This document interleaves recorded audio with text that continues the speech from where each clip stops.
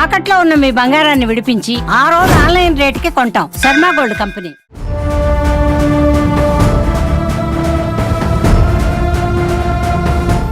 Hyderabad Meerpet murder case మరో మలుపు తిరిగింది. గురుమూర్తికి మరో ముగ్గురు సహాయం చేసినట్లుగా పోలీసులు అనుమానిస్తున్నారు. భార్య వెంకట మాధవిని చంపేందుకు భర్త గురుమూర్తికి సహకరించిన ముగ్గురు ఎవరన్నది ఆరా తీస్తున్నారు. అయితే ఇప్పటికే ఆ ముగ్గురు పరారీలో ఉన్నట్లు తెలుస్తోంది.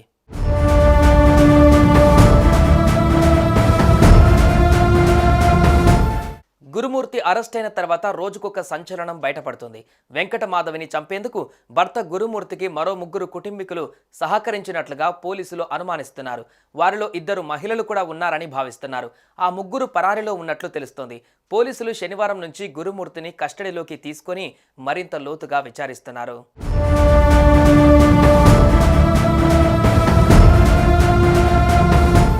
ఈ మర్డర్ కేసులో గురుమూర్తిని రిమాండ్కు తరలించారు. తాజాగా పోలీసులు మరో ముగ్గురు పేర్లను కూడా ఈ కేసులో చేర్చారు.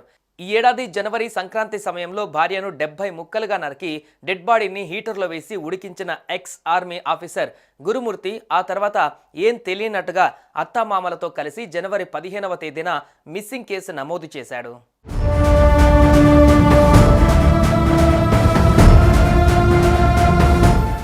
గురుమూర్తి అనే వ్యక్తి తన భార్యను చంపి ముక్కలు ముక్కలుగా నరికి కుక్కర్లో వేసి ఉడికించాడు. తర్వాత వాటిని తీసుకువెళ్లి సమీపంలోని డ్రైనేజీలో పడేశాడు. బొక్కలను కాల్చి పొడి చేసి చెరువులో కలిపాడు. జనవరి 16, 2025న ఘటన జరగ్గా ఆలస్యంగా వెలుగులోకి వచ్చింది. ప్రకాశం జిల్లాకు చెందిన ఉప్పల సుబ్బమ్మ, వెంకటరమణ భార్యాభర్తలు. వీరికి 3 బిడ్డలు. పెద్ద కుమార్తె వెంకట మాధవిని 13 ఏళ్ల కిందట అదే జిల్లాకు చెందిన గురుమూర్తికి ఇచ్చి పెండ్లి జరిపించారు. వీరికి 2 పిల్లలు.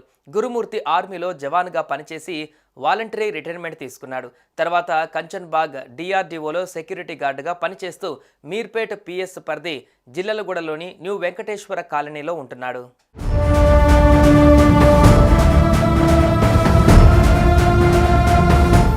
మరోవైపు నిందితుడు చెప్పిన విషయాల ఆధారంగా దర్యాప్తు చేస్తున్న అధికారులు తలలు పట్టుకున్నారు. మృతదేహాన్ని చెరువులో విసిరేసినట్లు చెబుతున్నా అక్కడ ఇంకా ఆధారాలు లభించలేదు. శరీరం ఆనవాళ్లు లభ్యమైన వెంకటమాధవి పిల్లల డిఎన్ఏతో పోల్చే అవకాశం ఉంది. ఇప్పటి వరకు ఎలాంటి ఆధారాలు దొరకలేదు. క్లూస్ టీమ్, ఫోరెన్సిక్ ల్యాబ్ నివేదిక కీలకం కానుంది. వెంకటమాధవి అదృశ్యంపైన కేసు నమోదు చేశామని, ఆమె ఇంట్లోకి వెళ్తున్న దృశ్యాలు మాత్రమే లభ్యమైనట్లుగా పోలీసులు తెలిపిన సంగతి తెలిసిందే.